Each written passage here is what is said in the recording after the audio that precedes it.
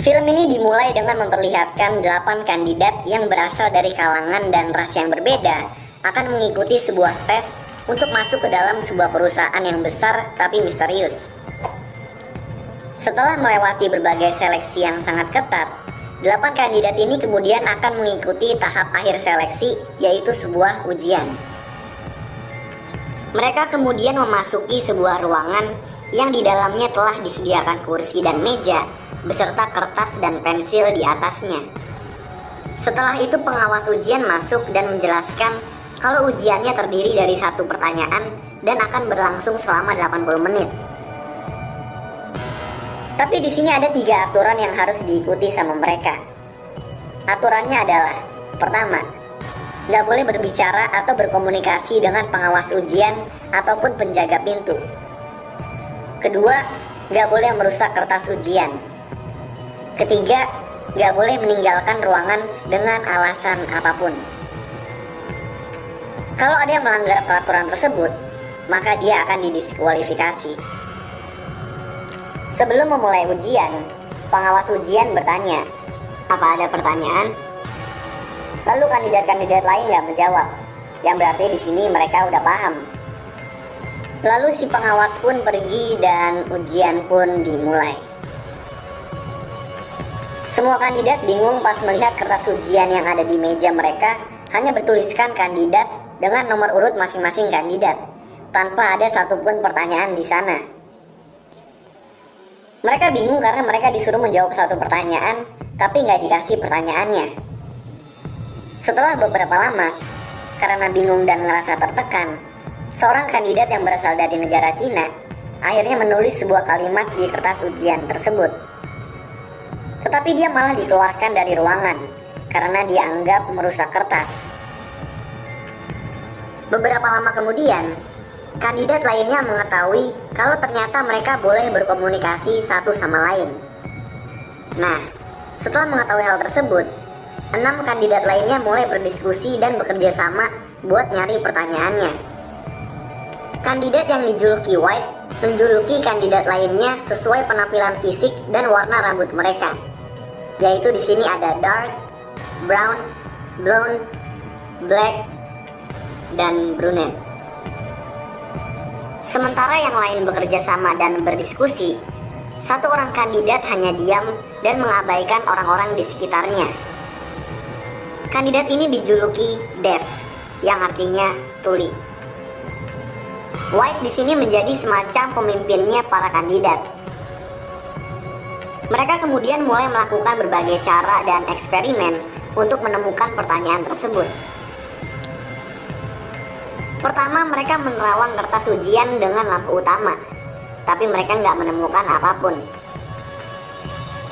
Pada eksperimen kedua, mereka memecahkan lampu utama supaya lampu darurat yang mereka anggap menggunakan sinar infrared bisa menyala. Mereka kemudian menerawang kertas ujian tersebut ke lampu darurat tersebut, tapi masih nggak menemukan apapun. Sambil memikirkan langkah selanjutnya, White menghampiri Dev yang sedang menaruh pecahan lampu di atas kertas ujian. Di sini Dev berbicara dalam bahasa Perancis, yang berarti untuk melihat semuanya. Merasa kalau si Dev ini aneh, White pun kemudian meninggalkannya. Pada eksperimen ketiga, White menyuruh Brunette buat membakar kertas milik kandidat yang udah didiskualifikasi. Hal ini dilakukan supaya air pemadam api bisa keluar dan mereka bisa ngetes apakah airnya bisa membuat pertanyaan keluar dari kertas ujian. Tapi sayangnya mereka masih nggak nemuin apapun juga. Nah, si White ini ternyata menukar kertas punya kandidat yang udah didiskualifikasi dengan kertas punyanya Brunette sendiri, sehingga Brunette pun didiskualifikasi. Kandidat yang tersisa kemudian mengetahui kalau lampu ruangan menggunakan sensor suara. Jadi kalau ada yang mau matiin lampu atau nyalain lampu, mereka tinggal ngomong. White kemudian menghampiri Dev dan menyuruhnya untuk merobek kertasnya, sehingga Dev pun juga didiskualifikasi. Ini dilakukan White supaya kandidatnya semakin sedikit dan peluangnya buat menang semakin besar. Semua kandidat lalu menjadi nggak suka sama si White dan bilang kalau mereka nggak akan membantunya mencari pertanyaan. White lalu berkata kalau mereka lah yang sebenarnya membutuhkan bantuannya, karena White bilang kalau dia udah nemuin pertanyaannya. White pun beradu argumen dengan kandidat lain, sampai akhirnya si Black memukul White sampai pingsan dan mengikatnya di kursi. Di sini diketahui, ternyata White punya penyakit serius dan membutuhkan obatnya yang direbut oleh salah satu kandidat. Nggak tahu siapa. Karena tingkahnya yang ngeselin, sebagian kandidat pun setuju untuk membiarkan si White. Kemudian terjadi lagi adu argumen antar kandidat. Brown menuduh Dark kalau dia merupakan orang dalamnya perusahaan. Brown lalu mengikatnya di kursi dan menginterogasinya. Hal ini dilakukan Brown karena si Dark ini tampaknya memiliki banyak pengetahuan tentang perusahaan. Mengetahui kalau si Dark nggak tahu apa-apa, Brown mengaku salah dan melepaskannya. Gak lama kemudian si White kejang-kejang. Melihat hal itu, Dark meminta bantuan ke pengawas ujian, tapi itu malah menyebabkan dia didiskualifikasi karena telah melanggar aturan. Di sini Black kemudian mengetahui kalau ternyata si Brown lah yang mengambil obat milik White. Black mengambil obat tersebut, tetapi Brown memukul tangan si Black dan membuat obatnya terlempar ke dalam semacam selokan besi.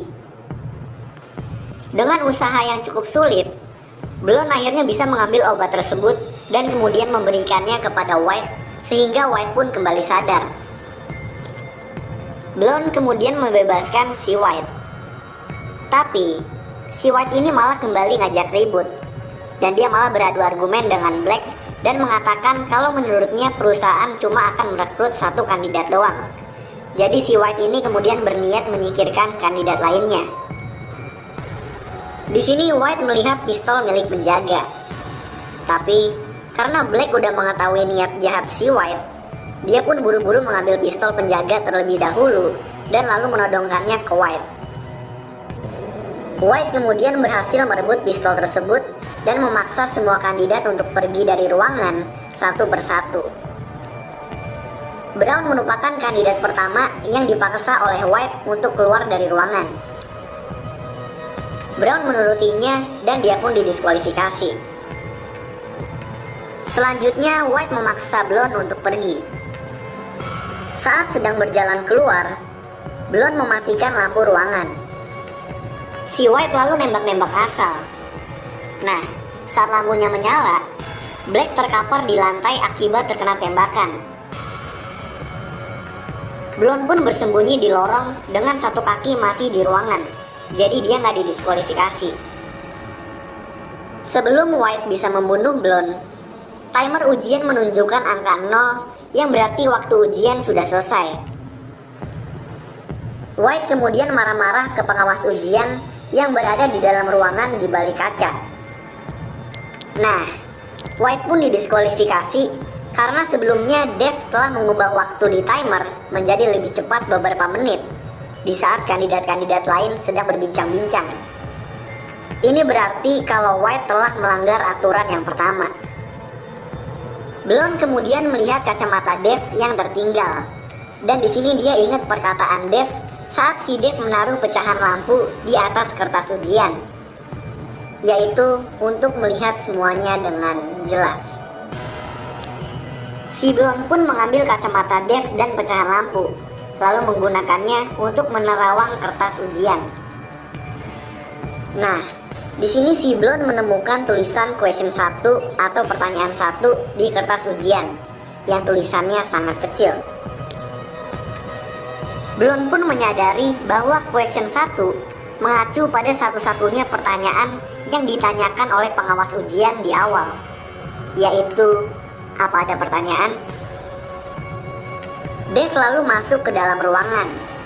Nah, si Blonde pun langsung menghampirinya dan menjawab, tidak. Setelah itu pengawas ujian juga ikut masuk ke dalam ruangan. Nah, di sini si pengawas ujian mengungkapkan kalau Dave adalah CEO dari perusahaan tersebut dan merupakan penemu obat untuk virus yang dapat meregenerasi sel sekaligus menyembuhkan luka apapun. Peluru yang mengenai si Black juga terkandung obat ini, sehingga dia pun kembali terbangun. Blonde kemudian dinyatakan lolos ujian dan diterima di perusahaan tersebut. Dan film pun selesai. So, itulah alur cerita film Exam.